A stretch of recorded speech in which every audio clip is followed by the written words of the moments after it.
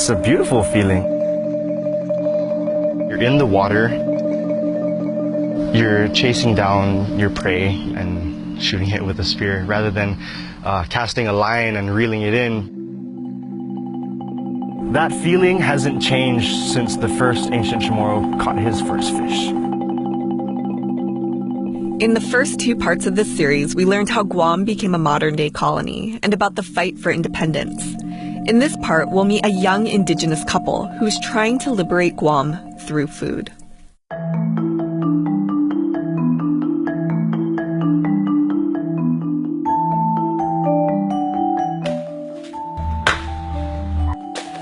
Everything we do is centered around that respect that we have for nature. We revolve around nature. Nature doesn't revolve around us. This is Francesca and Hilan. They're working to make Guam's diet less dependent on imported food. This is my mom and dad's garden where I grew up. I grew up here in this house. This fern is actually called kalau. It's used in Chamorro medicine as a tea. So you just pick the leaf and you boil it in water, and then you can use the steam to clear your sinuses. It works better than eucalyptus. There's really alarmingly high rates of cancer in our community, along with other lifestyle diseases, which happen because of colonialism and because of the environmental injustices that have been brought upon our island. Preserving our land, preserving our way of life is to protect ourselves, protect our bodies, protect our children and our communities, because we're dying. On Guam, the rate of diabetes is twice as high as the rest of the U.S. In 2014, half of the deaths on the island were due to heart disease and cancer. Obesity and diabetes and all of these diseases and all these ailments which didn't really exist before, suddenly they're overtaking the culture. This was a community that relied on farming and fishing. We didn't have grocery stores on Guam. Foods came from your farm and fishing and hunting. This continued through Spanish colonization, and even when the U.S. Navy first took control of the island and began stripping Chamorros of their land. But during World War II, when the Japanese occupied the island, there wasn't enough food to go around. And when the Americans came back at the end of the war, they took almost 2/3 of the land on Guam. With the control of Guam, American forces have now acquired an invaluable base. The Second World War was like a huge shock to the island culturally. Suddenly thousands of people don't have land anymore. People who farmed their entire lives and provided for themselves suddenly have to work wage jobs. So when the military took that land from them, they completely took away their entire means of subsistence. By 1944, the Chamorro farming way of life had pretty much disappeared and people were starving. They needed an alternative solution. How do you feed an entire island's population instantly? Well, it was through canned food, Spam. So Spam becomes part of the diet, and there are Chamorros who view Spam very emotionally. Like when they see a can of Spam, they'll get choked up, and it reminds them of the Marines and of freedom.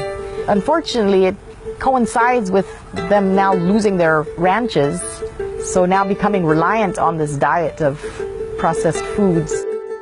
Poor diet isn't the only health problem on Guam. High rates of cancer are also attributed to contamination by the herbicide Agent Orange, which was used as a weapon during the Vietnam War, and according to testimonies was also used at the time to kill plant overgrowth on Guam. Guam is also downwind of the Marshall Islands, where the U.S. military tested nuclear bombs for 12 years.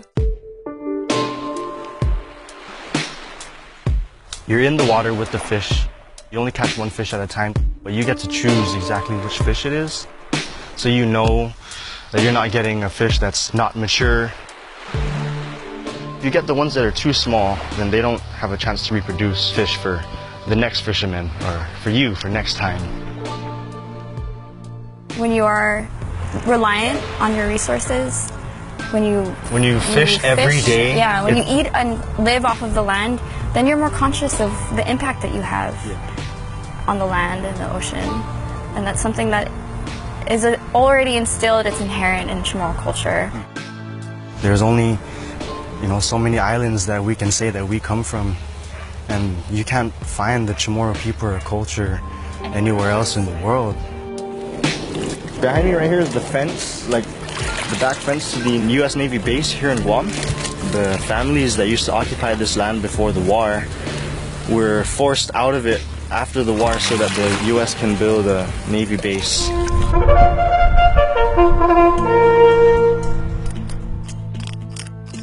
So this fish is a parrotfish. This is called palaxi in Chamorro. Palaxi means slippery. It's the best fish in the ocean.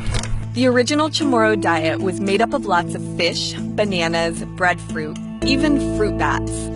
But over the years, the influence of other cultures introduced foods like lumpia from the Philippines, red rice made with achote seed brought in by the Spanish, and of course, Spam.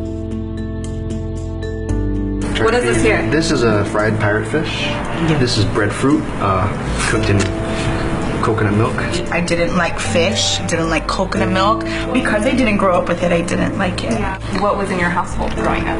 Canned food, Ichiban, ramen, instant ramen noodles. That's why there was heart disease in our family. And we're so proud of the fact that we're like #2, second to Hawaii in the consumption of spam. Yeah. We have spam cook-offs. Teriyaki spam, garlic spam, spicy spam, jalapeno spam, spam with cheese. In the stores during Christmas, they do spam Christmas tree installations. And food you buy from the store is not cheap. It's like $9 for a gallon of milk. $7, $8 for butter. And why is food so expensive? The Jones Act. Importing.